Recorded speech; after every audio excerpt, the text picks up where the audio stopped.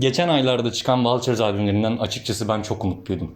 Ve iyi bir şeyler çıkacağını düşünüyordum. Ama yanıldım. Aslında en başta sadece albüm kapakları yayınlandığında açıkçası kendine özgü, yenilikçi ve ikonik bir iş çıkacağını düşünmüştüm. Bu arada bahsettiğim kişi evet ünlü düşünür, modacı, söz yazarı, prodüktör, atlet, siyasetçi, rapper, milyarder iş adamı, komedyen Kanye West.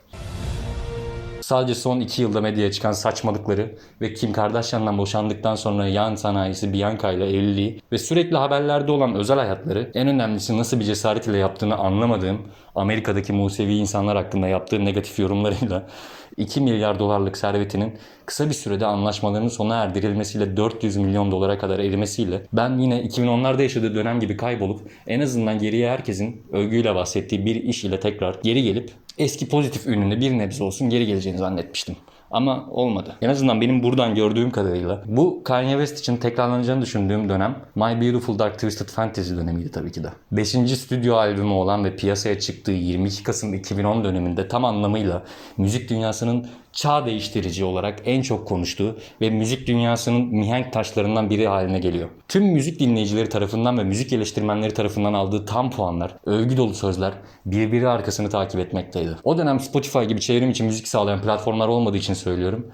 İlk haftasında 500 bin kopya satıp totalde 3,6 milyon kopya satmıştır. Peki bu inanılmaz başarının altında yatan albümün hikayesi nerede başlıyor? Kanye henüz 3 yaşındayken babası ve annesi boşanır ve Kanye annesiyle birlikte yaşamaya başlar. Netflix'te yayınlanan 3 bölümlük Genius belgeselini izleyenler orada görmüş olacak ki annesiyle yalnız büyüyen Kanye çok büyük bir duygusal bağ ile annesine bağlıdır. Kanye West'in 3. albümünün çıktığı sene olan 2007 yılında Donda West bir estetik ameliyat sonrasında geçirdiği komplikasyonlar yüzünden kalp krizi geçirir ve hastaneye kaldırılır. Fakat kurtulamaz ve 58 yaşında ölür. Kanye annesinin vefatından sonra ise halihazırda bulunan alkol problemini hayatındaki en değerli bu insanı kaybederek acısını yatıştırabilmek adına körükler. Üstüne bir de 2007 yılında çıkan Graduation'ın yaşattığı baş döndürücü başarı ve ün ile işler iyice kafa karıştırıcı ve kendisi için kontrolü kaybetmesine varacak noktaya gelmişti. Çıktığı programlarda sergilediği narsist ve aşırı özgüvenli konuşmalarıyla bunu yavaş yavaş belli etmeye başlamıştı. Adeta bir saatli bomba gibi patlatacaktı kendini Kanye. Ve MTV'nin müzik ödülleri gecesinde Taylor Swift'in You Belong To Me şarkısının klip için ödül alıp konuşmasını yaptığı sırada Kanye sahneye atlıyor. Ve aslında bu ödülü Beyoncé'nin Single Ladies klibinin alması gerektiğini söyleyerek kendini patlatıyor. Ve erkek üstün kadınlar abi. Bu noktadan sonra Kanye için resmen işler tepetaklak oluyor. Korkunç eleştiriler ve karalama kampanyaları Kanye West'i tam anlamıyla sindiriyor. Normal kesimden insanlar, ünlüler, siyasetçiler, Amerika'daki herkes ama herkes sadece bu olayı konuşuyor. Ve Kanye'yi eleştiri yağmuruna tutuyorlar. Dönemin Amerikan Başkanı Barack Obama'dan tut, eski Amerikan Başkanı Jimmy Carter'dan ve bir sonraki dönem Amerikan Başkanlığı yapacak olan Donald Trump'a kadar herkes ama herkes Kanye West'i yerden yere vuruyordu. Ama bu 3 jenerasyon Amerikan başkanının ve bu kadar insanın bilmediği ve yıllar sonra ortaya çıkacağı gibi geçtiğimiz aylarda tutuklanan Puff Diddy'nin kankası olan Jay-Z'nin karısı Beyoncé'yi müzik dünyasında en önde gelen isim olarak tutabilmek için kendi dönemlerinde en büyük rakipleri olan Aaliyah ve Lefta'yı öldürülmesinde parmaklarının olduğu ve o gece Kanye bu durumun farkında olup Taylor'ın başına gelmemesi için çıkıp olayı böyle bir noktaya çektiği ve aslında ödülü Beyoncé'nin hak etmiş olduğunu söylemişti. Bu genel Jay-Z ve Beyoncé çiftine yaşanan, özellikle Jay-Z'nin müzik dünyasının mafyası olmasından ötürü oluşan korkunun temellerinde birçok örnek var mesela. Adele'in 59. Grammy ödüllerinde çıkıp ödülü Beyoncé ile paylaşmak için yaptığı konuşma falan bu korkudan olduğu söyleniyor. Tabii bence tüm bu olay şu an için bir komplo teorisi. Adele'in kariyerinin başlarında Beyoncé hayranlığından çok defa bahsedildiği görülmüştür. Ya da değil mi? Hayatta kalmak adına mı söylemek zorundaydı? Ama Diddy tutuklandı ve kefaletle serbest kalabilmek için kirli işlerin içinde bulunan herkesi ispiyonlayacağı konuşuluyor. Fakat bu talebi mahkeme tarafından güncel olarak 2. kez reddedildi. Ama neyse yavaş yavaş sıra hepsine gelecek. Biraz gerçekten yavaş olacak. Ama bu adamların da ikişeri tıkıldığını göreceğiz.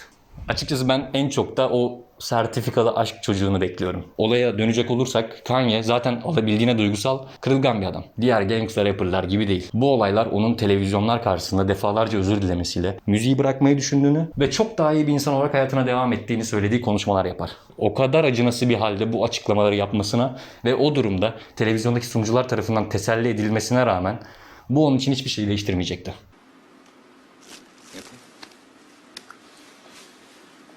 Would she be disappointed in this? Would she give you a lecture? Hayır abi, olur mu? Dinde kitapta bile yeri yok abi. Erkek üstün kadınlar abi. Yapılabilecek en mantıklı olan şeyi yaptı ve yakın arkadaşı Mostef'in tavsiyesiyle gözden kaybolmaya karar verdi. Japonya'ya yaşamak üzere taşındı. Bir süre burada kalan Kanye ama daha sonrasında Roma'ya, sonrasında ise Hawaii'ye taşındı. Bu dönemlerini ise Kanye şöyle anlatmış. Uzaklaşmanın iyi yanı şuydu ki annem öldüğünden beri ilk defa durabildim.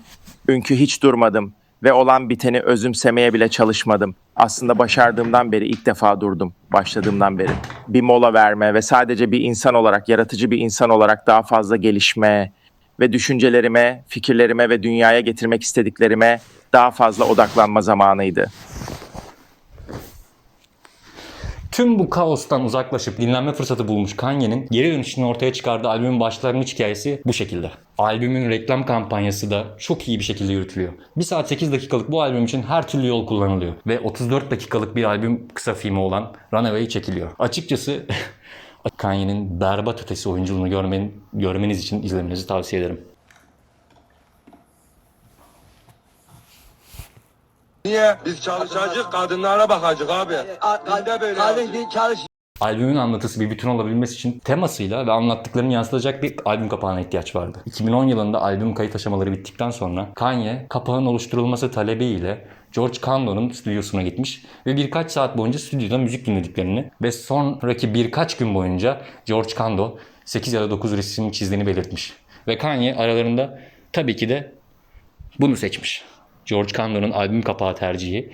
Tabii ki bundan sonra diğer rapperlar tarafından da ufak ufak araklanmaya başladı. Fakat bu kapak dağıtımcılara gelen karar ile yasaklanmış. Kanye bu olayı ise ne yani? Nirvana albüm kapağına çırılçıplak bir insan fotoğrafı koyabiliyor. Ama ben kolları bile olmayan ve puan desenli bir kuyruğa sahip bir canavarın resmini bile koyamıyorum, öyle mi? Alakasız iki olay. Sonrasında zaten albümün son bildiğimiz hali olan blur atılmış versiyonuyla karşımıza geldi. 13 parçalık albümün açılış parçasında Dark Fantasy'de Nicki Minaj'ın masal dörtlükleriyle başladığını duyacaksınız. Bununla bağdaştırabileceğim konu sinema dünyasında iyi bir film anlattığı şeyle başlar. Her zaman. Her zaman. Albümde ne anlattığını anlatarak başlıyor. Her zaman. Şöhretin, paranın ve başarının tam merkezindeki bir adamın daha ne kadar yükselebileceğinin hikayesi. Daha doğrusu yükselişi ve düşüş hikayesi. Aslında yaşanan bu düşüş ile ilgili ortaya çıkan bir grafik var. Kanye'nin İncil'den alıntılarının ne kadar olduğunu gösteren bir tablo bulunmaktadır. Ve görüntüye göre burada yaptıklarını affetme adına yaptığı bu albümde vallahi şeytana uydum abi Münir'deki açıklamalarını da görebilirsiniz. Bu açılışın hemen ardından gelen Gorgeous temayı daha da güçlendiriyor.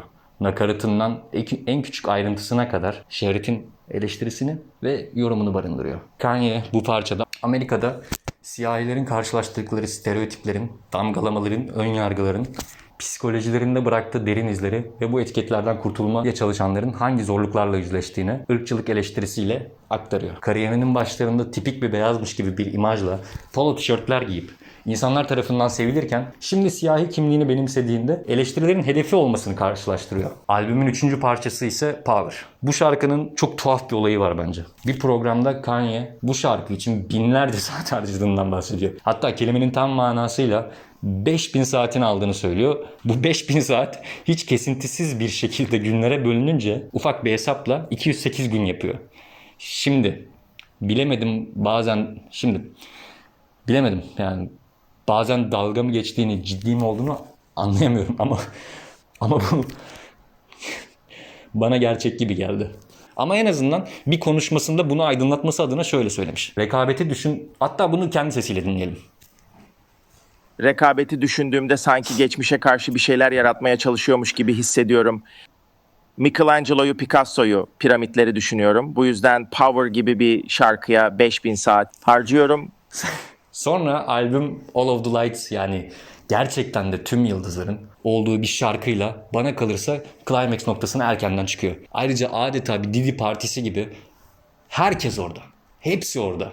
John Legend, Dream, Drake, Alicia Keys, Fergie, Elton John, Kid Cudi, Rihanna vesaire vesaire. Aslında tüm albüm böyle bir sürü ünlü ismin katkısıyla geçiyor. Ve şimdi bana kalırsa bir konuda bir şeyler daha anlamlı gelmeye başladı. Bu dünyanın en pahalı 11. albüm olmasını şimdi anlıyorum. Abi Allah aşkına bu kadar adama para mı yetişir ya? Evet, en pahalı albümler listesi. Bakalım. 1 numara Michael Jackson. 30-40 milyon dolar tutmuş. Guns N' Roses, Michael Jackson, Victoria Beckham. Korn ne alaka? 4 milyon dolar. Julio Iglesias. Heh. My Beautiful Dark Twisted Fantasy. 11. sırada 3 milyon dolar. 3 milyon dolar. Wu-Tang Clan var. Ne alaka? Deftones ne alaka? Her neyse. Genel olarak albümün diğer şarkıları da bunlara benzer temada içerikler ortaya çıkarıyor. Ve böyle uzayıp gidiyor. Bu konuyu uzun uzadıya, albümün içeriğini uzun uzadıya anlatmayı gereksiz görüyorum.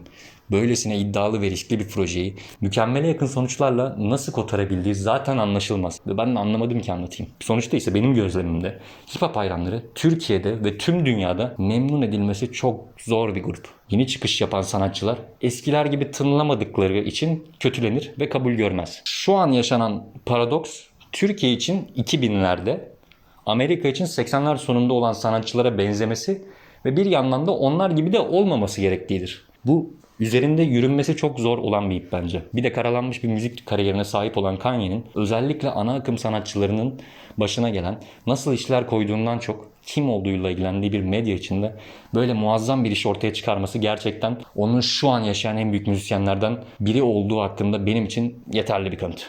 Ayrıca belirtmem gerekir ki burada Kanye West'in başardığı bir diğer önemli husus albümlerinde gösterdiği mükemmel prodüksiyonlarla rapçi kimliği bir plan arkada kalıyor. Ve onu mükemmel yapan şey sürekli duyduğumuz bu saçma sapan en iyi rapçi kimdir tartışmalarının dışında kalmasını sağlıyor. Vultures'dan beklentilerim açıkçası aşağı yukarı böyle bir şeydi. Fakat yaşlandı tabii. Allah inşallah Kanye West'e ikinci bir My Beautiful Dark Twisted Fantasy yaptırır. Fakat bundan sonrası için de göreceğimiz ve duyacağımız tek şey maalesef skandallar olacak gibi hissediyorum. Eski Kanye'yi özledim.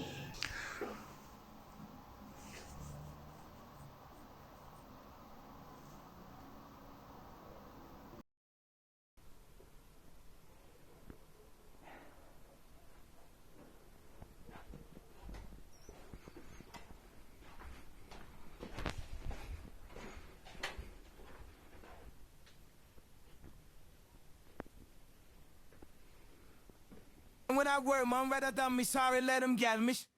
İlle de çay içeceğim dedi, karademlik çayı. Like, yeah, man, when I work, bir de karademlik çay çek dedim, man, when I work. Mal olmayanım, ahun sikiyim, adamlar her şey almış gelmiş. Outside and we değmedi ya, when I work, ne yapacağız?